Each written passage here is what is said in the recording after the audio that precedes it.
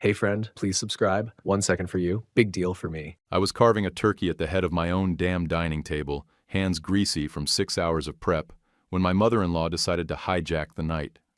Classic Diane. She lifted her wine like she was making a toast. "Everyone, this is Ethan. He's a good friend of Lena's from work." I didn't look up right away. Just dragged the knife across the golden skin, slow and deliberate.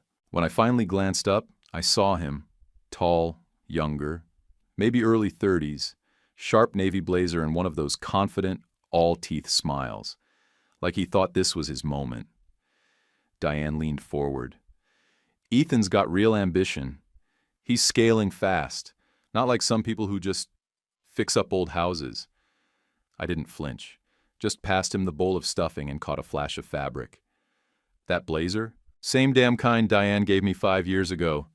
Back when she still thought I'd be somebody." "Stuffing?" I asked, holding it steady. He reached for it slower than before. "Sure, thanks." Lena wasn't making eye contact. She was focused hard on slicing the ham like it held state secrets. "Ethan," I said, keeping my tone light, "what brings you to a married woman's Christmas dinner?" He froze, spoon halfway to the plate. Rachel, Lena's sister, coughed awkwardly into her napkin. Diane waved a dismissive hand, half laughing like I was being cute. Ethan stammered, "Oh, Lena invited me. I mean, we, work together. She said it'd be fine." "Sure," I said. "Lot of people say stuff's fine that ain't." Quick note. Before listening, share in the comments which city or country you're watching from. And let's continue. I poured myself another half glass of wine. Didn't look at Lena. Just sipped. And let the silence grow roots. Then I said it, calm and clear. "I've been recording conversations in this house for about 6 months now. Just in case tonight got interesting." Forks hit plates. Rachel choked on her wine. Ethan's grip tightened so hard on his fork I thought he might snap it in two. Diane's face did that tight, forced laugh again. "Oh, Kevin, don't be ridiculous." I looked right at her. "Am I?" Ethan was staring at Lena now, like he just realized he showed up to the wrong dinner. Lena finally looked up, not at me, at the ceiling, like she wished she could float through it. "Relax," I added, tossing the carving knife down onto the cutting board. "It's not live-streamed or anything." More silence. Rachel whispered something to Lena I couldn't hear. I stood up, walked over to the bar cart, poured myself a bourbon. "You know what's funny?" I said, leaning against the counter. "I almost didn't host this year. Figured someone might have other plans." Diane forced another smile. "Well, that would have been a shame." I downed half the bourbon in one go. "Depends who you ask." I turned to Ethan. "You like it here? Cozy, right?" He nodded, but it was delayed. His eyes were still on Lena, like he was waiting for a sign, a rescue, anything. Too late. I dropped my napkin on the plate, wiped my hands on it. "Anyway, make yourselves at home. You already seem comfortable enough." And then I walked out of the dining room, left the knife right there by the half-carved turkey. Let them sit with it. Let them stew in it. Because the game had already started, and I wasn't the one sweating. I was still standing by the bar cart, swirling what was left of my bourbon, when Diane came in swinging like a damn talent agent. Voice bright, fake sweet. "You know," she said, gesturing toward Ethan like she was introducing a keynote speaker, "Ethan's on track to make partner in under 5 years. His firm's expanding fast. Big vision, big goals." Ethan sat straighter, like he wanted to downplay it but couldn't help soaking up the spotlight. Lena said nothing, just folded her napkin and avoided eye contact like it was her job. Rachel snorted into her wine. "He's got the drive, the timing. 4 kids, minimum. Some people still believe in legacy." I walked back to the table and sat down slow. Took my time chewing the bite I'd grabbed from my plate. Let the pause stretch. "Four's ambitious," I said finally, still chewing. "Hope you get your prenup right, Ethan. Kids are expensive." You could have heard a pin drop. Rachel froze mid-sip. Ethan's mouth twitched, like he wanted to laugh but couldn't tell if I was kidding. I wasn't. He glanced at Lena, then over to Diane, like someone had forgotten to warn him I wasn't dead yet.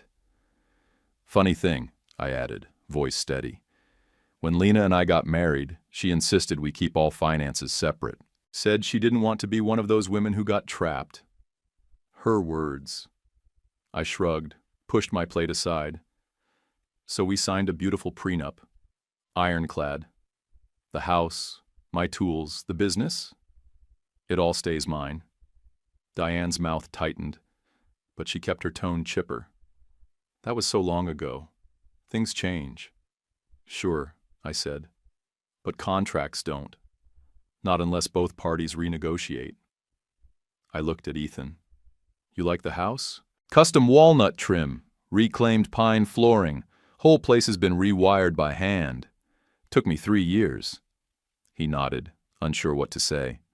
Well, technically, it's a rental. I own it. Lena pays rent. Below market rate, of course. I wouldn't want to hurt her pride. Rachel looked up, laughing like I'd just told the world's darkest joke. You charge your wife rent? I smiled. Not my idea. That was Lena's. Said it keeps me feeling independent. Got the emails to prove it. Lena finally spoke. That was a long time ago. 3 years, I said. Still counts. Ethan cleared his throat, leaned back slightly like the chair was suddenly uncomfortable. I didn't realize you two were still living together. I glanced at Lena, who suddenly found her water glass fascinating. Because someone painted a different picture? Ethan didn't answer. He didn't need to. Rachel cut in again, trying to steer it. Well, things must have gotten comfortable. Maybe too comfortable. I set my glass down harder than necessary. Comfort's earned, Rachel, not handed out like Christmas cookies. Diane stepped in fast. Kevin, this really isn't the time. I turned to her. When exactly is the time, Diane? After Ethan puts a down payment on a nursery that doesn't belong to him? She opened her mouth, then shut it. First time all night she didn't have a follow-up. I leaned back and crossed my arms. It's just wild, you know? All this talk of scaling and legacy, like I'm some footnote, like I didn't build half the stuff these people sit on. Ethan tried to say something, then thought better of it. Smart choice. Lena stood up suddenly. I need to check the rolls. Let me guess, I said. Yoga rolls? She didn't answer. Just left the room. I looked back at Ethan. You're new here, so let me help you out. Diane likes to audition men for her daughters like she's casting a damn sitcom. She doesn't care about you. She cares about the photo on the mantle. She tried to send Rachel after a cardiologist last year, but he lived in Minnesota. Apparently snow was a deal breaker. Rachel rolled her eyes, but she didn't deny it. Ethan's hand was still on his fork, but he hadn't eaten anything in at least 10 minutes. You want to build something real? I said. Start by asking what happens when the cameras are off and the house gets quiet. That's when the truth creeps in. And if you're not ready for that, well, I tapped the table once. This isn't your stage. Ethan looked right at me now. I didn't come here to... To what? I cut in. Replace me? No, he said. It's not like that. Then what's it like, Ethan? You come here dressed like a catalog cover, sit at another man's table, take compliments from his wife's mother, and act surprised when someone asks what your angle is. He opened his mouth, closed it again, still gripping that damn fork. Diane jumped in, desperate now. Ethan's a good man. He's thoughtful, dependable. Yeah, I said. Then he won't mind answering a simple question. I turned to him. You planning on moving in here?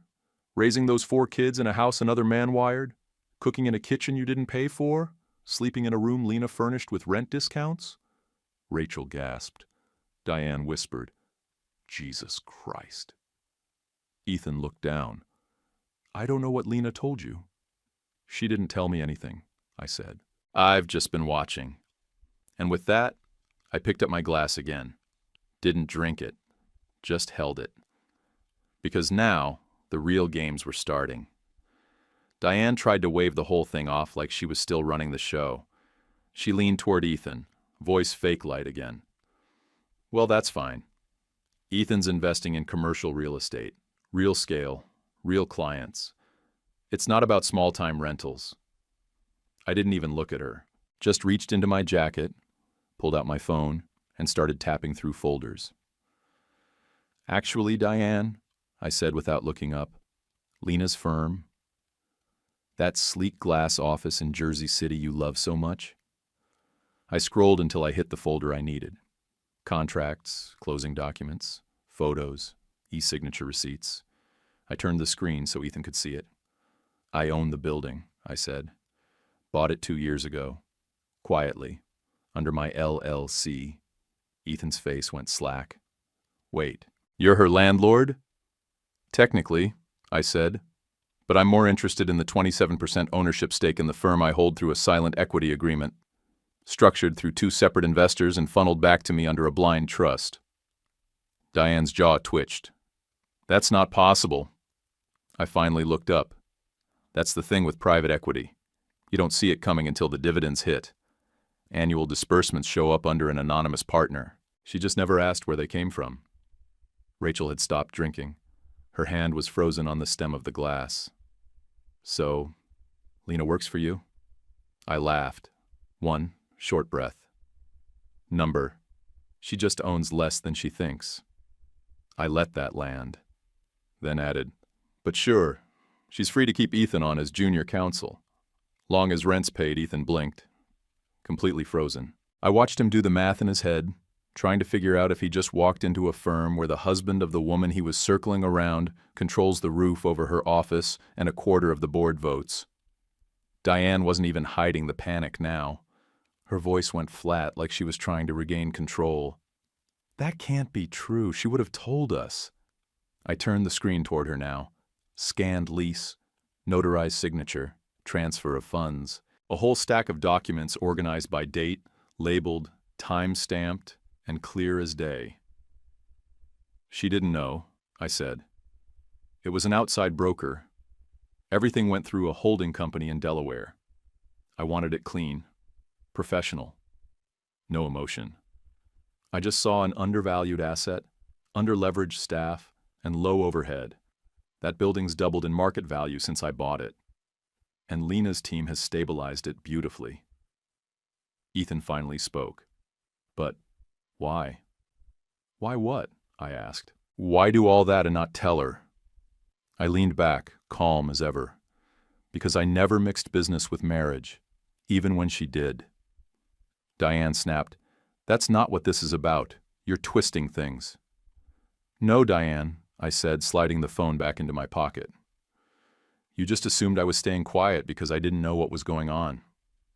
Truth is, I've been investing in Lena's success from a distance for 2 years, not out of sentiment, because it made sense. The firm had room to grow, strong core partners, and Lena, well, Lena works hard.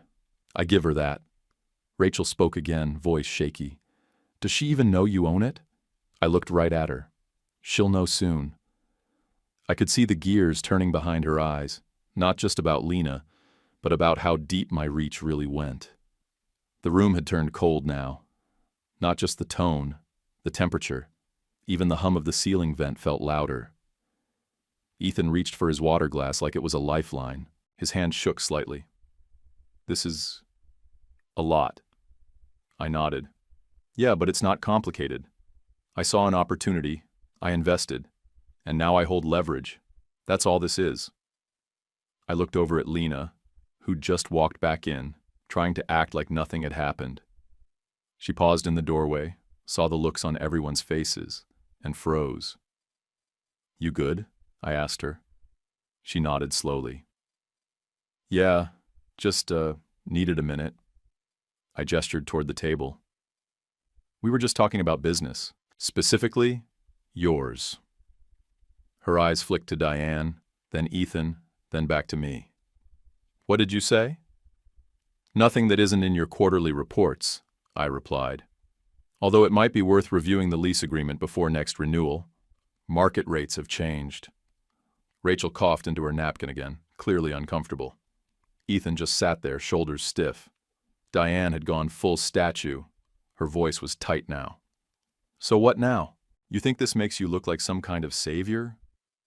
No, I said.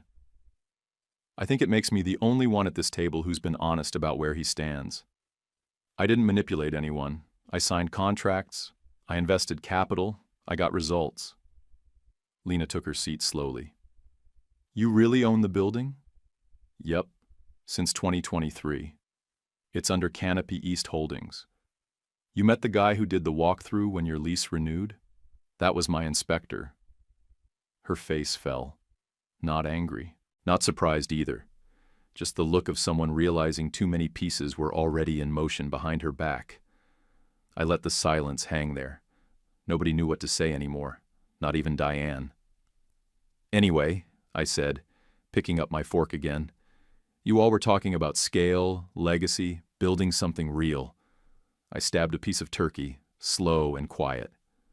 Just thought you should know I've been doing exactly that, without the spotlight, without the dinner speeches. Ethan rubbed his forehead. So, you're not just the guy who builds furniture? I smiled. Oh, I build plenty. But I learned early, real power comes from owning the dirt under the foundation. And with that, I took a bite. Watched Diane finally break eye contact. Watched Rachel swallow hard and look away. Ethan didn't even reach for his plate. Lena didn't speak again, but she didn't have to. The numbers had already done the talking.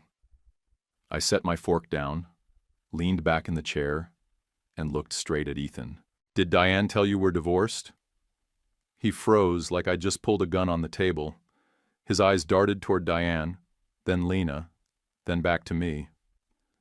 She said, he started, slow, cautious, that the separation was final, that it just wasn't public yet, and that you were emotionally abusive, controlling, and infertile. I stared at him for a beat, then let out a short, dry laugh. Infertile? I repeated. Damn, that's creative. Lena stayed silent, staring at the placemat like it might rescue her if she focused hard enough. Diane clenched her wineglass like she was trying to crush it with her fingers. I didn't need a confession. Ethan just gave it to me. Nah, man, I said. I got receipts for fertility. Blood work, labs, full panels. I'm good to go. We just didn't want kids. I paused, then looked straight at Diane. Because raising one with her mother involved would have been child endangerment. Rachel let out a sharp breath, like she was about to say something, then thought better of it. Ethan blinked a few times, looking more rattled than ever. You really think that little of me? Diane snapped. No, I said. I think that honestly of you. Ethan shook his head, looking like he'd swallowed something sour. Look, I didn't know. Spare it, I cut in. Let's stop pretending you were here for a holiday dinner. You're not that dumb. He sat still for a second too long. Then his mouth opened like he might lie again, but the words never came. What did she promise you? I asked. Equity in the firm? Some handshake deal to get you in on family business? Diane started to interrupt, but I held up a hand.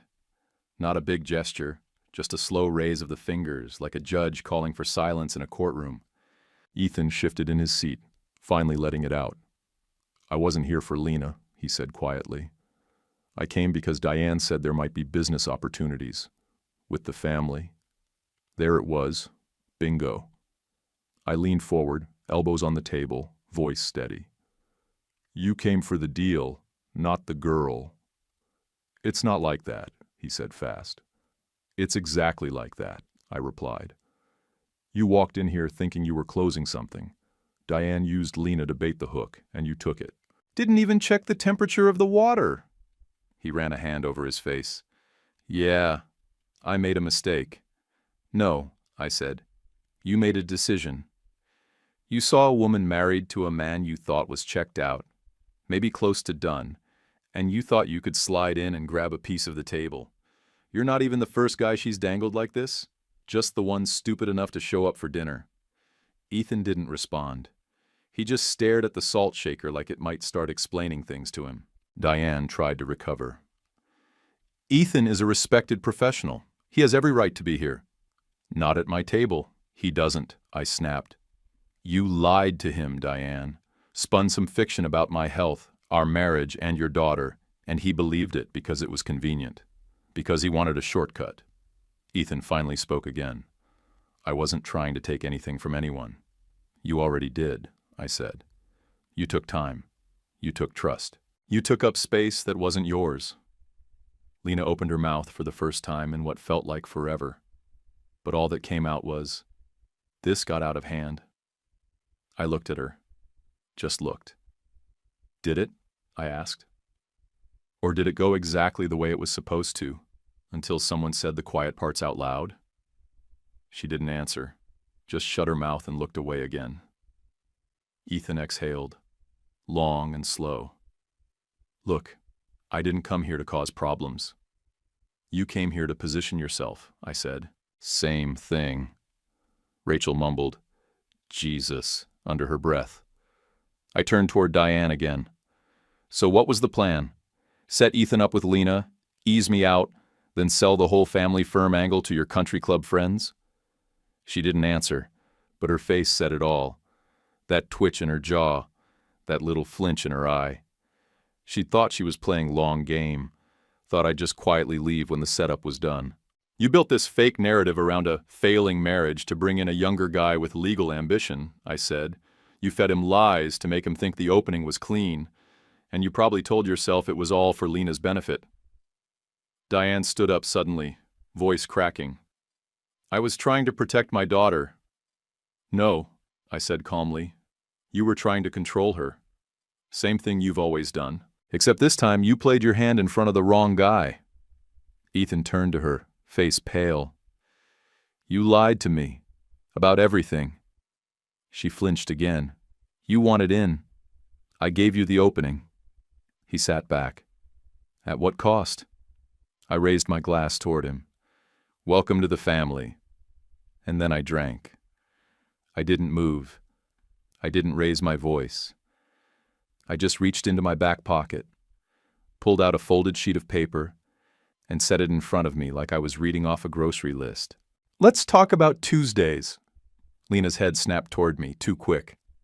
Rachel shifted in her seat like she suddenly needed to stretch her legs. Diane's wine glass clinked as she set it down, a little too hard. I cleared my throat. You haven't touched me in 6 months, I said casually.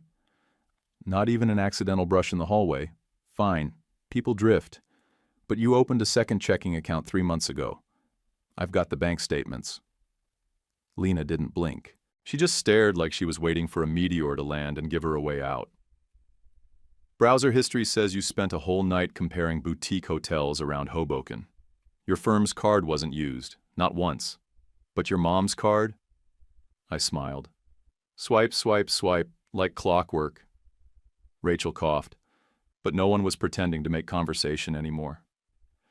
Every Tuesday, same boutique spot, room 418. You're a creature of habit, Lena. I'll give you that. She opened her mouth, then shut it. Her knuckles went white around her silverware. Client meetings? I asked, staring at her like we were the only ones in the room. What? She said, blinking too fast. I tilted my head. The hotel bookings. Room 418. Every Tuesday from 3 to 7 p.m. That's a client thing? Her lips moved, but nothing coherent came out. Because your assistant says Tuesdays are your yoga days, I added, flipping another page over for the hell of it. Private vinyasa sessions, remember? Except she told me you've been skipping for months. Said you outgrew the practice. Diane shot up. This is inappropriate. I didn't even look at her. So is planning to replace your son-in-law with a junior developer during Christmas dinner. That shut her up. Ethan had already started standing. He didn't say anything, just pushed his chair back and looked toward the door like it owed him an apology. I didn't sign up for this, he muttered. I raised my glass toward him. No hard feelings, but your reputation might take a hit if you're linked to this circus. I'd walk now if I were you." He nodded once, sharp and small. "Understood." And just like that, he left. No goodbye, no excuses, not even a glance back at Lena. The door clicked shut behind him. The sound echoed more than it should have. I turned back to Lena. "Room 418 must be a hell of a workout spot." She looked at me finally. Her face was stiff, but her eyes were full of it. Shame, fear, maybe regret. But who the hell knew with her anymore? "You went through my laptop?" she said. "You left it open," I replied. "On the kitchen table. You were in the shower. I moved the charger, saw your browser open on the booking page. Figured, what the hell? Maybe you were planning a surprise spa trip for us. Turns out, the only one getting rubbed down was you." Rachel let out a soft gasp. Diane looked like she wanted to throw her wine glass at my head. I wouldn't have flinched. "You think I don't notice patterns?" I asked. "You think I didn't see the change? The different perfume? The 30-minute car rides you suddenly needed to clear your head?" Lena's voice came out small. "It wasn't like that." "Wasn't it?" I leaned forward. "Then what was it, Lena? A standing massage appointment you couldn't reschedule? A support group for women who lie in marriage and cheat in silence?" "Kevin," she started, but I cut her off. "Do you know how humiliating it is to sit in your own house every Tuesday, wondering if you're going to come home with washed hair and a stiff neck from someone else's bed? Do you know what that does to a man? A real man, who built that roof, wired the lights, sealed the floorboards with his own damn hands." Her eyes welled, but I didn't care. That part of me, the one that used to get soft when she looked like this, was gone. She'd burned it for nothing. For room 418, and someone whose name she didn't even have the decency to hide. I turned toward Diane, who had the nerve to still be upright. "This is the part where you defend her, right? Tell me it's complicated, that I've checked out, that men don't understand emotional needs." She crossed her arms. She was unhappy. "And instead of therapy, she picked hotel beds and secret cards," I said. "Real growth there. But sure, blame the guy who didn't chase her around Jersey with a dozen roses and a couples counselor." Rachel finally spoke. "You don't have to do this in front of everyone." "Sure I do," I said. "They already sat through the rest of the show. Might as well see the finale." Lena pushed her chair back slowly. "I need air." "You need truth," I shot back. "And you've been dodging it since March." She stood, her voice cracked. "This isn't fair." I nodded. "Fair would have been you saying you weren't in love anymore. Fair would have been a conversation, not a reservation." She walked out without another word. The room went dead silent except for Diane breathing like she'd just finished a sprint. "I warned her," Diane muttered finally. "No," I said, standing up, tossing the printouts down like cards on a blackjack table. "You coached her." I didn't wait for her response. I walked over to the dining room cabinet and poured myself another drink. Neat, no ice, no shaking hands. Because when the lies are digital, all you have to do is press print. I set the drink down. No more paper, no more talking. Now it was time for Exhibit A. I walked to the side cabinet, the one Diane always said was too clunky for the room, the one I built myself out of quarter-sawn oak, opened the bottom drawer, slid out a small black USB drive, and held it between my fingers for everyone to see. The label was plain, white, typed in caps. Diane Logs. The room didn't move. Even Rachel froze, mid-sentence. Lena looked like she'd stopped breathing. Ethan, already an inch from the door, turned around just enough to watch. "Figured this might happen," I said, walking toward the living room TV. I bent down, clicked the port, and plugged it in. The screen lit up. Black background. Folder name, Audio, November-December. I clicked play. No video. Just crystal clear audio, boosted, cleaned up by my cousin Matt, The same one who built the monitoring system for the family's shared iPad. The same one Diane thought was just a coder. And there it was, her voice, crisp, confident, scheming. We'll get rid of Kevin quietly. Lena deserves someone with ambition. Ethan's young, sharp, manageable. I can even shuffle firm funds to make it easier. Rachel was the first to react. She shot up like the couch had shocked her, stepping in front of the screen like her body could erase sound. This is disgusting, turn it off. But I was already clicking to the next file. A shorter one, titled, Thanksgiving, Dining Room Mic. Diane's voice again. Meaner this time. The real version. The one she reserved for closed doors and empty wine glasses. Kevin's the Meredith problem. He drags Lena down. He'll always be small scale. He doesn't scale. The room changed. Like a switch had flipped. No more polite gasps or stares at the floor. No more, we didn't know. Now it was out. Raw, public, burned into speakers loud enough to rattle the picture frames. Ethan backed away like the sound itself was toxic. His mouth opened, but nothing came out. Lena buried her face in her hands, elbows on the table, shoulders tight like she was bracing for impact. Rachel stepped back, slowly, like she was seeing her mother for the first time without makeup or filters. I looked at Diane. She wasn't pretending anymore. Her mouth was open, eyes wide. Every part of her posture screamed panic.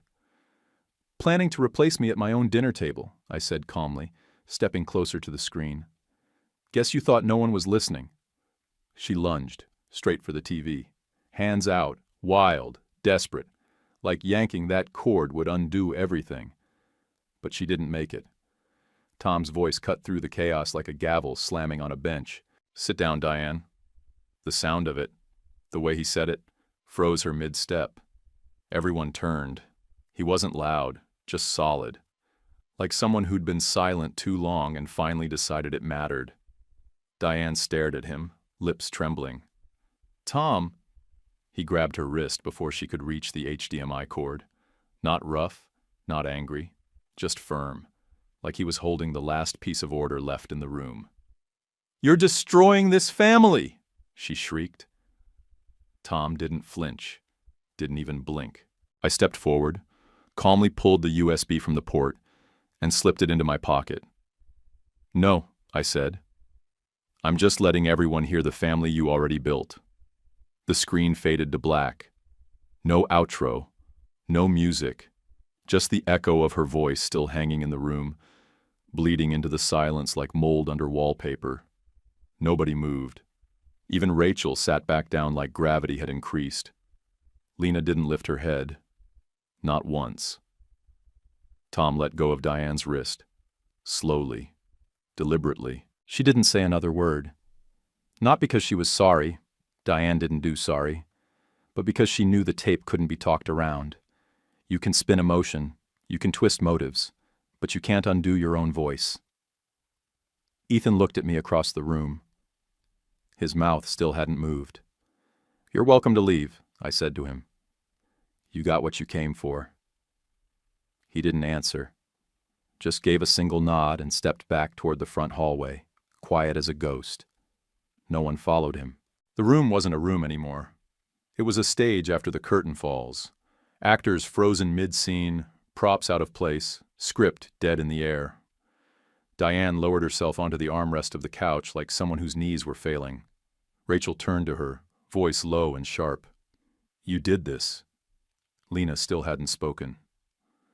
Tom walked to the edge of the living room and stood with his hands behind his back, watching, measuring, like he wasn't just seeing Diane anymore. He was replaying years of dinner parties and subtle cuts, every time he stayed quiet when he shouldn't have. I took my seat again. No more paperwork, no more receipts, just me and the fallout. I looked across the table at the woman I used to trust, then over at the woman who raised her. You wanted a legacy, I said. Well, this is it. No one answered. Because what do you say when the room hears your blueprint out loud? The silence after the recording wasn't just thick, it was final. Nothing left to spin. No more misunderstandings. Then finally Tom spoke. Enough. He didn't raise his voice, didn't move a muscle, but it cut through the air like steel on granite. Every head turned. Diane flinched like she'd been hit. Rachel dropped straight back into her chair like her spine gave out. Even Lena looked up, her expression stiff with shock, like she forgot her father had vocal cords. Tom stood still at the edge of the room, shoulders squared, face unreadable. When he spoke again, his voice was dry, clear, and measured. Not loud, precise, the way a judge reads a verdict. You lied to me, Diane. Told me tonight was about peace, about family. Said we needed to gather and put things right. He took a single step forward. Instead, you turned it into a damn ambush. Diane opened her mouth, but nothing came out. He turned toward Ethan, eyes cold but not cruel. Young man, he said, my wife used you. That was wrong. If you've got any sense left, you'll walk away from this mess with your head high. And don't look back. Ethan nodded slowly. No resistance, no defense. His hand tightened on his coat, and he lowered his gaze like a kid caught cheating on a test. Then Tom turned to Lena, and his entire face changed. He didn't soften, just narrowed his eyes like he was stripping away every layer she had left. And you? Don't think hiding behind your mother saves you. You let her run your marriage like a business deal. You let her speak for you, decide for you, lie for you. That's on you. Lena tried to speak, but it didn't come. Her lips moved once, then again. Nothing. Diane finally found her voice, and when she did, it came in sharp and loud. I was protecting us, protecting this family. Tom didn't blink. He reached into a leather portfolio he'd brought in under his arm, one I hadn't noticed until now, and pulled out a thick manila folder. He dropped it on the table. The thud made everyone jump. You call this protection? He said. He opened it with surgical calm. Inside, a stack of printed statements in color-coded tabs. He pulled one free, a bank ledger, and held it up. A Cayman account under your maiden name, transferred incrementally over 6 years, $42,000 at a time, under legal limits to avoid triggering disclosures. Total balance as of last quarter, $1.8 million. Diane's eyes went glassy. Her throat moved, but no sound followed. Tom didn't stop. Shell accounts under 6 different holding names, routed through an offshore umbrella that traces back to a corporate attorney in Miami. He glanced at the paper again. Which just happens to be the same firm your cousin works at. Rachel made a small sound, a gasp or a sob. It was hard to tell. Tom didn't look at her. He just kept reading. You drained money we built together, he said. Money I earned, money I saved, money I trusted you to manage when I took that buyout 10 years ago, while standing at this table, preaching loyalty, family, sacrifice. Diane's voice cracked. You spied on me? Tom shook his head once, slowly. No, he said. I paid attention. Something I should have done years ago. He slid the folder toward the center of the table and placed it there like evidence at trial. His hands were steady. His tone didn't change. I had the reports audited last month, quietly. I wanted to be sure before I said anything. Diane looked like she'd swallowed glass. Her mouth opened again, but still, no words. Tom stood tall, straighter than I'd seen him in years. No tension, no fear. Like a man who'd finally reached the end of the line and realized he wasn't the one on trial anymore.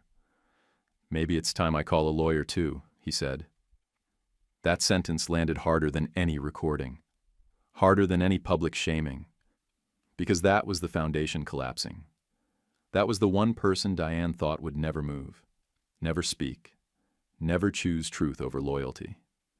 Her body sagged in her chair like she'd been unplugged. Her eyes darted, fast, searching for someone who'd still defend her. No one moved. Lena didn't reach for her. Rachel looked away. Even the ceiling felt too bright. Tom turned toward me.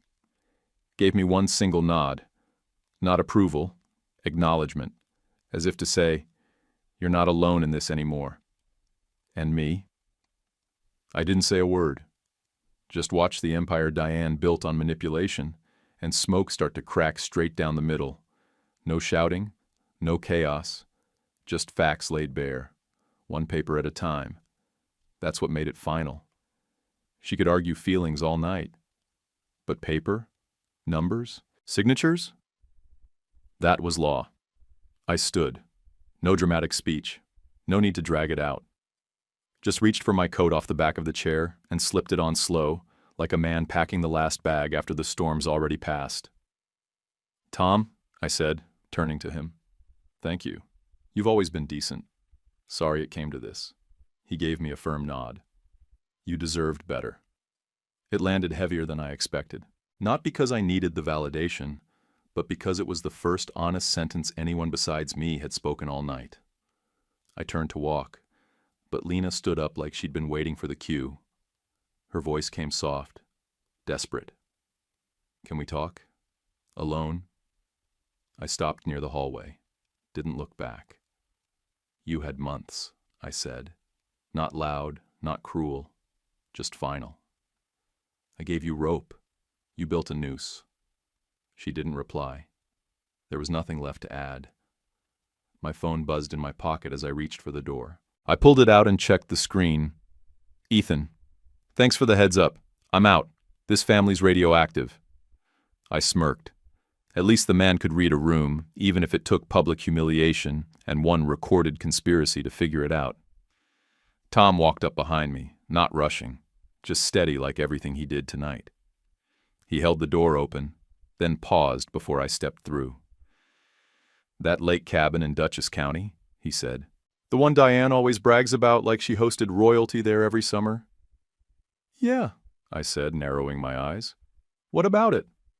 "I own it," he said. "Bought it before we married. Title's still in my name. She's just been squatting in the story."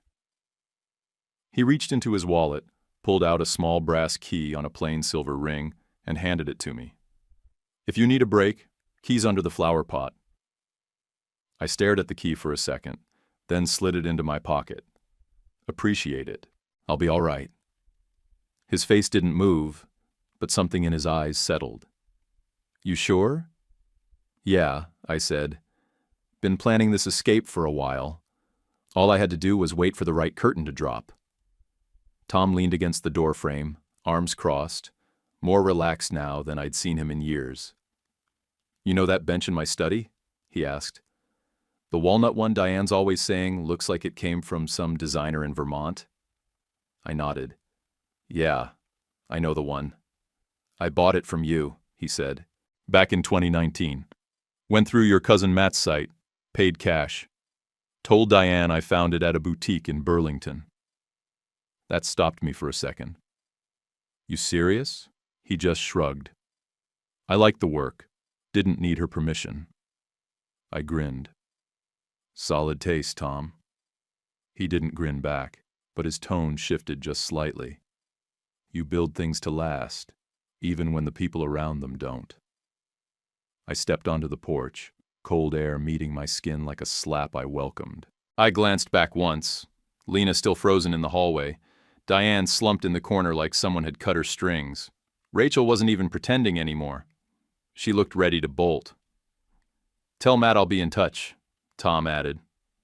"Might be time I stopped pretending all my furniture's imported." I gave him a nod. "I'll tell him." And then I walked. Down the steps, past the gravel, into the dark where the headlights of my truck waited, quiet and loyal. Behind me, the house didn't collapse. It didn't need to. It had already cracked from the inside. Everything left was just cleanup. No tears, no apologies.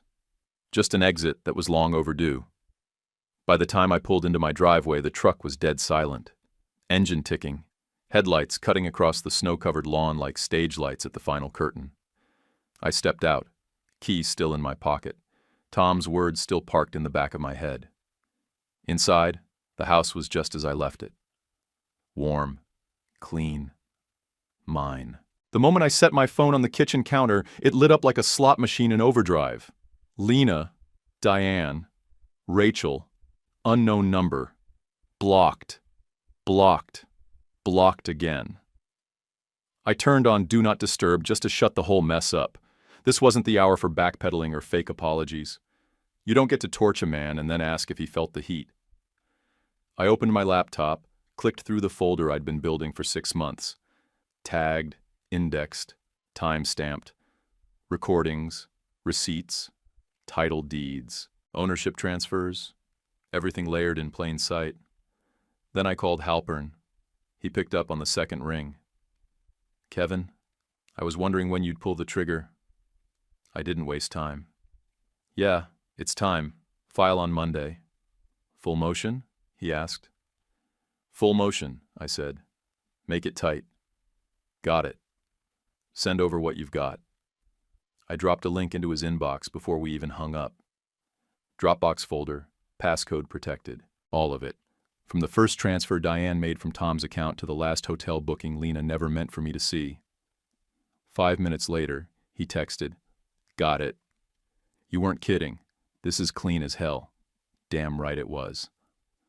I poured a whiskey, sat back at the counter, and watched the file upload tracker finish the last few megabytes. 1 bar at a time. Phone buzzed again. This time, it was Tom. You did what I should have done 10 years ago. I stared at the message for a second, then typed back, Still time. He didn't reply right away. Maybe he was thinking. Maybe he was packing. Or maybe he was finally seeing the woman he married for who she'd always been. I wasn't going to press him. He'd show up or he wouldn't. Then another name popped up. Matthew. My cousin. Quiet tech guy, lives in Montclair, doesn't talk much unless he's fixing something. He was the one who helped me set up the sync tool 6 months ago. Pulled it together like it was no big deal. Just a few tweaks to the shared iPad's cloud settings and a custom dashboard. He'd said, if they're dumb enough to talk near that device, you'll hear it. Turns out, they were. Weekly. His message hit the screen. Got every word. Even the ones from back in April. Just finished the transcripts. I typed back fast. Thanks. We'll make it clean. Then paused. Added, send them to Halpern. And back them up off-site. He sent a thumbs up. And just like that, I had more documentation than most courtrooms see in a month. It wasn't revenge. I wasn't interested in fire. This was cleanup. This was how you finish what someone else tried to bury. New Year's Eve, cold, quiet. No champagne, no countdown. Just the steady hum of my shop heater and the smell of fresh sawdust in the air. I was finishing the last coat on a custom walnut desk for a high-end client in Tribeca. Brass inlays, hand-shaped curves, a drawer that glided smoother than half the people I'd had dinner with last week. Divorce papers were signed, sealed, and sitting in a manila folder by the shop door, ready for Halpern first thing Monday morning. No ceremony, no drama, just done. I poured a glass of bourbon, small, neat, no garnish. Took it to the bench where the last piece was drying under a heat lamp. Next to it sat a USB. Label read, Legacy Destroyed. It wasn't for show. It held everything. Every recording, email, lease agreement, audio file, statement, the whole carcass of the lie, organized into folders like museum exhibits. I'd burned it all into one drive in case someone ever tried to rewrite the story. Right beside it, a thick folder with hand-sketched plans. First drafts of a new series I'd started designing 2 weeks back. When I knew I wasn't just walking away, I was rebuilding from scratch. The Freedom series. Not just furniture. Statement pieces. Walnut, cherry steel. Raw, deliberate. Made for men who'd walked through fire, stood up at the end and said, try me again. I wasn't making tables anymore. I was making reminders. My phone buzzed on the bench. A text from Ethan. Don't worry. Your name's clear. I withdrew my pitch from their firm. No interest in getting tied to that mess. You deserve clean air. At least he knew when to cut bait. I put the phone down, but it lit up again almost immediately. This time, Tom. Happy New Year. You're better off. I stared at the message for a second, then pocketed the phone without responding. He knew I appreciated it. No words needed. Outside, the first flakes of snow had started falling. Quiet. Steady. The kind that blankets a place without warning and makes everything feel new again. I stepped outside, still in my work apron, sleeves dusted in fine walnut powder, boots crunching into the half-frozen ground. No music. No fireworks. Just breath in my lungs and no one pulling my strings anymore. I didn't look back at the house. Didn't need to. I just looked forward, into the falling snow, the clean night, and the year ahead, and I smiled. Would you rebuild from scratch, or walk away from it all? Share your answer in the comments. If this story hit you, like the video, subscribe to the channel, and let me know what you thought. To hear what comes next, click the box on the left. YouTube picked this for you. Tap it. Let's see if they guessed right.